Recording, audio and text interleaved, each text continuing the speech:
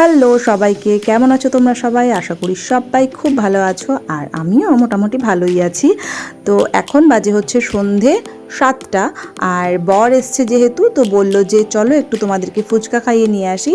তো আমি ভাবলাম যাই হোক, একটুখানি ঘোরাও হবে ওর সাথে, আর একটুখানি ফুচকাও খাওয়া হয়ে যাবে। তো জাস্ট একটু রেডি হয়ে বেরোচ্ছিলাম আমি আর মেয়ে। তো ভাবলাম যে সন্ধেবেলা মানে রাতের বেলা কি রান্না বান্না করব, সেটাও একটুখানি নিয়ে আসা যাবে খানি। তো যাই হোক, সেরকমের জন্যই আমরা বেরোলাম সন্ধেবেলা। দেখা যাক কি আনি রাতের বেলার জন্য বাজার। আর হ্যাঁ, তার আগে দুপুরবেলা আমি লাঞ্চে কি খেয়েছিলাম সেটাই তোমাদের সাথে একটু শেয়ার করছিলাম। মানে এই যে দেখো, একটুখানি ভাত, আর এটা উচ্ছে ভাজা, পালং বেগুন ভাজা, আর ছিল লোটে মাছ, আর ছিল একটা সবজি দিয়ে মাছের ঝোল। তো এইটাই ছিল দুপুরের লাঞ্চ। তো যাই হোক, এটাই মানে তারপরে চলে গেলাম আমরা সন্ধেবেলা।